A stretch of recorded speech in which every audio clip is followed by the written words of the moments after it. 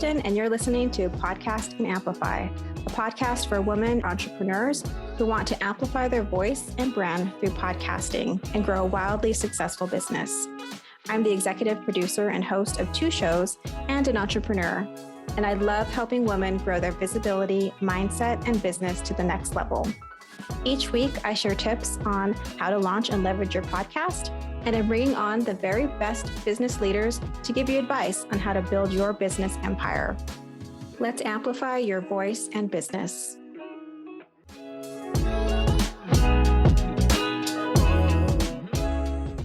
Welcome back to Podcast and Amplify. Today, I have Leslie Taylor on the show, and she's a Chief Profitability Strategist, CEO of Leslie Taylor and Associates, and her firm helps service provider entrepreneurs to manage and understand the health and profitability of their business. And she also educates and equips entrepreneurs with strategy and the structures that they need to view their companies through a CEO lens that enables them to maximize profits and streamline how they do what they do. So I think some of the key words there are profitability and streamlining, which is so important to us entrepreneurs. And I'm sure that she's going to share more about really what she does for entrepreneurs and how she helps them. But welcome to the show, Leslie. Thank you. Thank you. Glad to be on, Kristen. Thank you for inviting me. Yeah. So I was so excited to have you on because I think we met through some networking. No, maybe it was LinkedIn. Yeah, it was I think it was a women's networking. Yeah. Okay. Yeah. And we hopped on a after call, connection call. And I remember thinking, yeah, this woman, I just something about her vibe, I just totally connect with. And then we ended up circling back to this podcast. So yeah, exactly. I'm so happy to have you on. And I know that you have a interesting sort of beginning story. So you were originally a chemical engineer and now you're doing what you're doing. So tell us a little bit about connect the dots for us and how that yeah, sure. That's one of the main questions I get when people find out, what I used to do before. How did you end up doing this? And the shortest answer really is I just wanted more. I just wanted more. So I love that. Correct. And it's not even that I didn't enjoy what I was doing, because I actually enjoyed the work. I enjoyed what I did. A lot of what I did was around bringing new products and technologies, into the market. I actually worked in the food industry for a significant amount of time, and that was a lot of fun developing those products and things that people enjoy. So I enjoyed that, but ultimately I really wanted more. So I wanted more in terms of my flexibility. That type of job had me working some very long hours, some weird middle of the night hours. And I missed out on a lot of the things that were important to me. I missed out on some moments with our son, and I could see in the future, I was going to miss out on some other things. So that was a big part of it. I also wanted more in terms of, control over my own growth. As a business owner, and you can probably relate to this, I have learned more and stretched myself more than I ever could have in corporate life. So that was another big part of it. I love to learn, and I love to grow and to be able to apply those things. Yeah, I think that's where we really connected, was our love of learning and continued growth. Yeah. Yeah. So that was another big one. And then ultimately, and a lot of us, there's no shame in this, but, I wanted more control over my earning potential. So that was another big one. I was tired of competing for a seat at somebody else's table. And I actually, since before I went to college, I always wanted to essentially build my own table. So those are really all of my reasons for starting a business and for starting this business. In particular, I went on this path and I was trying to figure out, I know I want to start a business. I'm not sure what type of business. But what I did know was that I didn't feel comfortable in my level of knowledge around things financial. Now, being an engineer and a scientist, I'm comfortable with numbers all day, but the business financial part of it, I didn't really know. I'd never really taken a class. I didn't know anything about it. And so I took a class. And when I took the class, I was really just like blown away at how much I hadn't known. And I couldn't believe that I didn't know this stuff when I worked in corporate. And so, but I was really surprised. And I remember saying to my husband, whose background is actually accounting, this is everything. That's the data, the numbers nerd, the data geek in me. I was like, this is everything. And so, and he kind of looked at me like, yeah, I've been trying to tell you that. So it was at that point where, as I continued to do my research, I found that a lot of business owners are in that same spot, and they're actually owning and running businesses. And I remember I took this course before I started my business, but a lot of people are running businesses and they lack that level of knowledge, and they're running businesses. And so that's where I began to see that I could serve to fill that gap, that understanding gap, because that's how big companies operate, and small companies need that understanding too. So that's how I got here. Yeah, it's so interesting that I totally get the wanting more and, wanting to be in control of your day, your money. Exactly. No shame in wanting to be in control of how much wealth we create for ourselves. And, seeing that gap where you could just fill in, with helping entrepreneurs to reach that wealth. And I think that's so great that you kind of like identified that kind of one missing piece. And you're like, oh, I can serve people there and really help them to grow. So I want to dive into really sort of like how you do that, like how you help businesses to achieve their like full profitability potential. So what our firm does at the foundational level, we take care of bookkeeping. That part is done because that's the foundation for trying to determine whether or not you're profitable.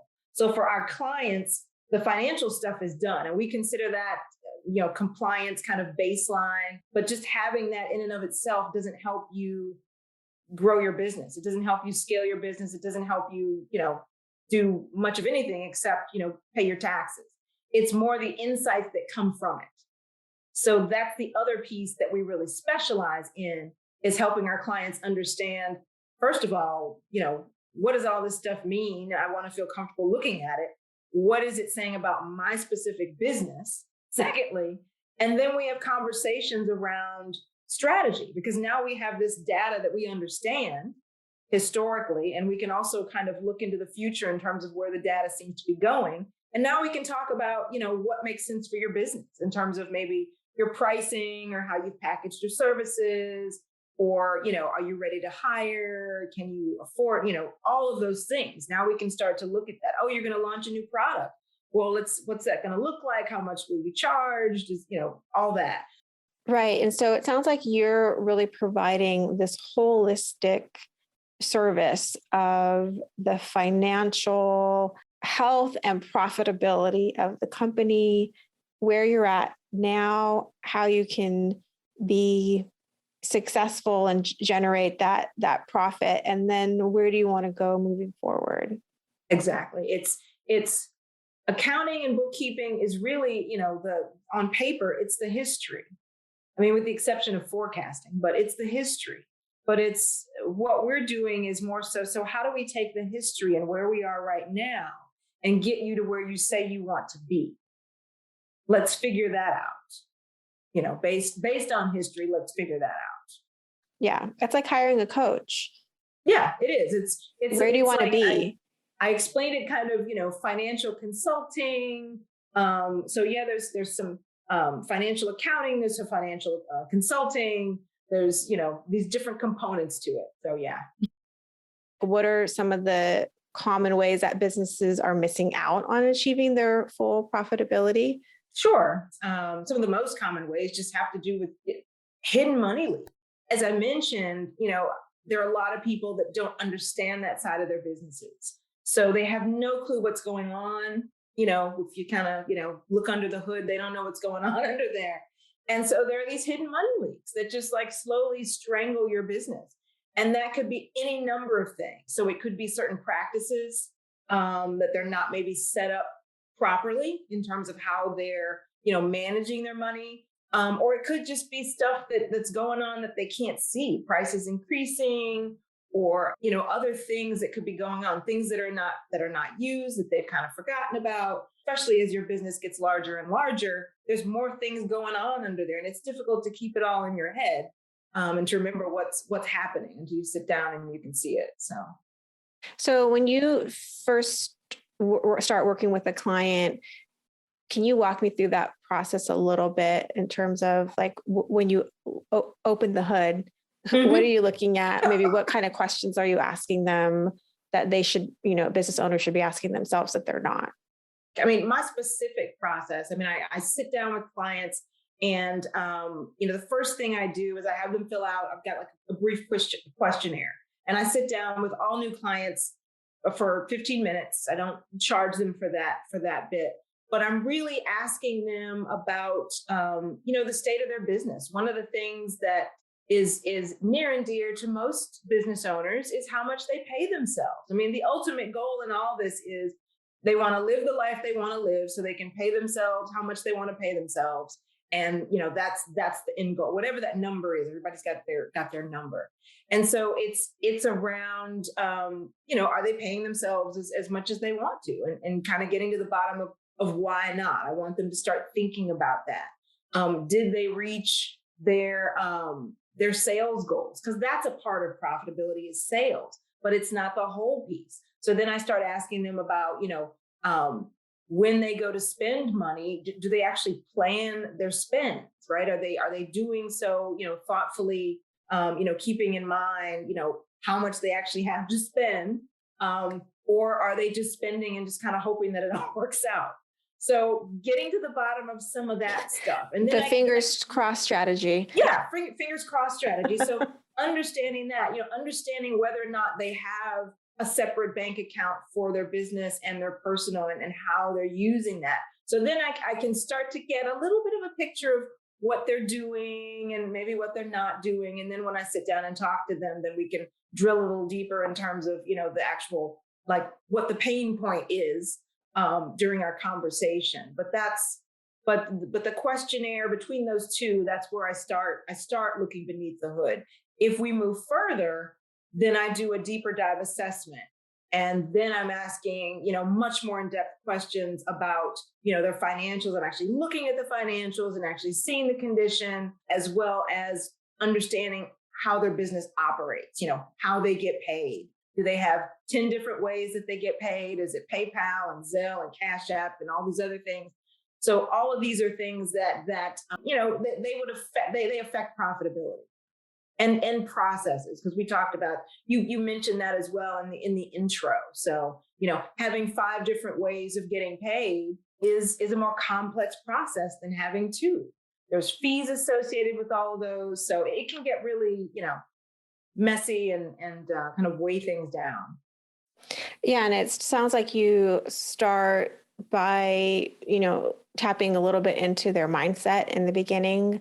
I do. Then, yeah. Yeah. Especially, I do so more so in my assessment. I have a whole section on that where I'm actually talking to them about their vision and where it is they're trying to go. It's really important to me to understand where they're trying to go, because without that understanding, I can't lead them in the right direction and provide them the right resources if I don't know what they're trying to achieve. That's my philosophy around starting a podcast, is starting with the vision, right? Because you really do need to know where you're going, and then you can figure out how to get there. Exactly. Hey friends, we'll get back to the show in just a moment, but I wanted to take just a few seconds to invite you to a free workshop that I created. It's called Launch a Binge-Worthy Podcast, and it's all about helping you to create a heartfelt podcast that reaches your soul listeners and grows your business. If you want access, just go to podcastandamplify.com. It's totally free. Okay, friend, back to the show. as you're talking about looking, the sort of the next phase after the assessment, and you're really getting into like the financials and the numbers, and a little bit of me like tensed up. Yes. Because it's kind of like exposing like like your underbelly, right? The soft side of you. Yep. And I'm sure I'm not the only one who feels this way about Nope. their financials. So how do you help people through that? Do you help people through that? Like, is that something that comes up, and how do you deal with that? It does. And that's the other part about what I do. So I didn't talk about it as much in the intro, but one of the other reasons why I decided on this business and felt that I could serve well was not just because I had helped large businesses, use data, which they do very well, to make better decisions and successfully, grow their businesses, but also because one of the skills I guess I acquired in what I used to do is explaining technical things in a way that everybody can understand. One of the things that I found was, in my research, some of it has to do with, to your point around, how people feel about financials and numbers. Some of it has to do, with, childhood trauma. Maybe some people grew up and they, were poor. Some people, maybe you were in school and somebody made fun of you, or you didn't do well in math, or, there's all these different reasons. But one of the reasons as well is some people who work in the financial profession aren't as good at explaining the terms and breaking them down so that everybody understands. And so that's an area where I became very good at doing that, in corporate as the technical person doing presentations. Those presentations, I had to speak to people who were in sales and marketing. They're not technical people. It's not talking down to them, but it's explaining it in a way that, speaks to them and it really connects with them and they walk away knowing what they need to know, right? And know more, right? I'm not trying to teach them, PhD level things. They don't need that. Right. But they do need to walk away with some understanding. So that is something that I'm very passionate about, is making sure that all of my clients actually understand and feel comfortable. And that's something that all of them would say, like many of them would say, before working with me, I never thought I would understand this stuff. I don't like it. It's just not my thing.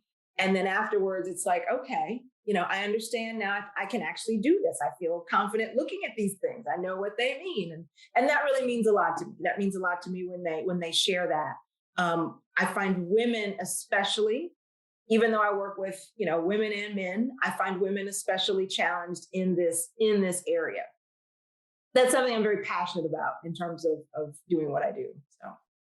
Yeah, I can raise my hand to being a woman that is, intimidated by it. When you're talking about trauma around money, like I definitely checked a few of those boxes that you were listing. One of them being that numbers is not my thing. I do find it sort of overwhelming, but I appreciate your passion for really, that breaking it down to sort of like layman's terms, or just something that feels not so complicated, something that you can grasp and get a handle on, I think is so empowering for women and for people. And I think that that's such a great bonus to what you do. Like, not only are you setting people up, their businesses up for like success and then continued like growth and scaling, but, empowering people to feel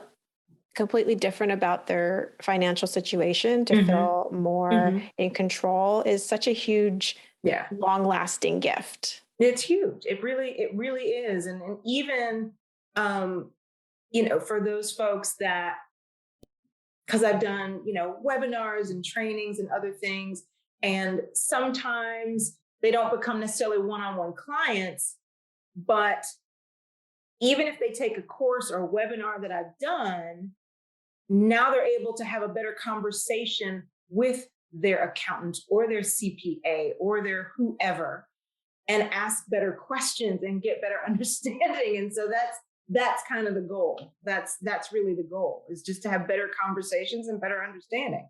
So.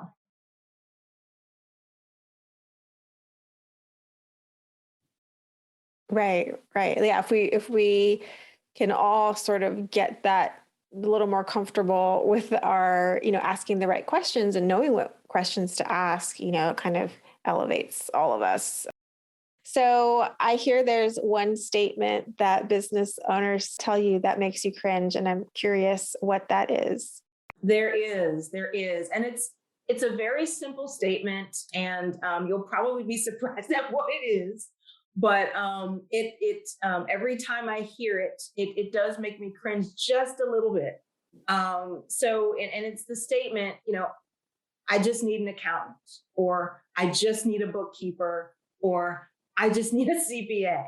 And it seems very simple and it seems very harmless, but it's more so what's behind the statement that makes me cringe. And that is that in, probably 99% of the cases, the person on the other end, the business owner, they don't know what that means, meaning they don't know what it is they're asking for, what it is they want that individual to do for them. And a lot of people assume that by hiring a title, that means they're going to get everything they're supposed to get. I'll just say everything they're supposed to get, because they're not sure about what that is. And so what I like to say to small business owners is it's important to understand what it is you want that person to do for you. So whether it's taxes, whether it's reporting, generating reports, whether it's helping you understand what the reports mean, that can be something that you ask them to do. But these are the conversations that you want to have up front, so that whether or not that person's going to do that, and find someone that is going to do all the things that you want and need done. So that's the question that makes me cringe. And that's why, because so many people don't know. And when I ask them, okay, so what is it, what is it you want that person to do? And their answer is kind of like accounting things, or, something very general, because they don't know, my bookkeeping, and they don't really know what that entails, or what the deliverables are. I guess that's the bigger thing. What are the deliverables? How are they going to help you? How are they going to help you grow your business? What does that actually look like? So, what's one strategy that you can share to help small businesses increase their cash flow? The biggest thing that I would suggest is, and I've kind of alluded to it here, but first of all, taking time to understand it. I mean, and when I talk about, cash flow, obviously we want more coming in than we want going out when we talk about cash coming in and out of our businesses. Taking time to understand it. And so many people get focused on like the revenue and the earning part, which is important. Obviously it's important, but understanding like where it's going and where it came from is a game changer. It's extremely important. That's one of the things that I suggest people do, is understand, where is it coming from? Because within those different income streams, some of those income streams are more profitable, because I talked about margin, meaning, how much you actually get to keep, and some aren't as profitable. So just getting clear on that, as well as where it's going. I know so many business owners that say, it seems like I'm making all this money and I don't really know where it all went, or why it's not in my bank. It seems like I should have more in my bank account. So that's one part of it. The other part I would say is just taking the time to regularly look at it. I mean, it's just as simple as that.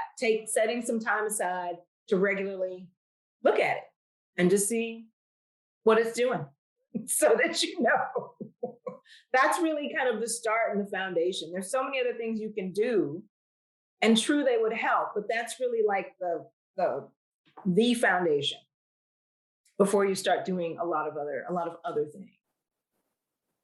Yeah, it sounds so simple, but I feel like it's something that many of us have to be reminded of again and again and again and again and again, especially, because it's not always something.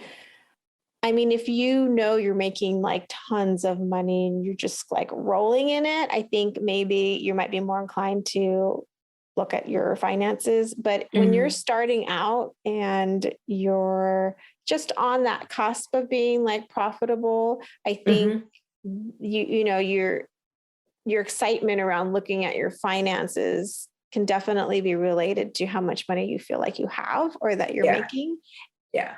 But the funny thing is that it's when you're starting out and when you're kind of starting to make more money that it's so important to put those systems in place and start to really, really look at it. Yeah. And I like the way you said, put those systems in place, but the habits of doing it so that when you are making more money, the habits start when you are just starting out, right? And they will continue when you have more to manage. But the way that you get, part of the way you get to having more to manage is managing the small well. Now, and my brain is actually going to like a quote in the Bible or something about when you're doing well at managing a small amount, then it's, then you're given a large amount to manage. But that's basically how you get, that's going to help you get there. Right. It's one of those foundational things that you just build on. So I want to make sure that people know how they can get in touch with you, where they can find out more about you. So if you can share that with us, that'd be great. Sure. Yeah. So if anyone wants to find out more about our services and what we do and how we help small businesses, you can go to our website. That's ltaylораssociates.com. L is in Leslie. Taylor Associates has an S.com. I'm also on LinkedIn, Leslie R. Taylor. And then on Facebook and Instagram, I am the Leslie T. So that is how you can find out more as well. I did also want to mention, I put together, we talked about some of them, or I alluded to some of them here in this podcast, but I have a free resource where I have basically put together 5 things that I see in pretty much every new business that I work with that they're doing incorrectly. And I give some guidance on how you can, correct those things. But it's a free guide that I put together as well. And it's just called Do This, Not That. It's 5 things keeping your business from reaching its fullest potential. So, I love that. I think that's going to be super valuable for listeners. So we will link to that in the show notes, as well as to all of your other ways that people can get in touch with you. And I just want to thank you for being here and the work that you do to help empower people to have profitable businesses. I know that as an entrepreneur, these are a lot of times can be just so much of like, we put our hearts into these things. And so to make sure that, we are making the strides that we want from a financial standpoint is just so important, because it means that we can have that much more impact that we want to have in the world. So Thank you for coming on the show and for doing the work that you do. Well, thank you. Thank you for having me. If you loved today's episode, please subscribe so you don't miss a show. And rating and reviewing this podcast is the best way to help support us. Always remember, your voice and what you have to offer is needed in the world. Until next week, take care.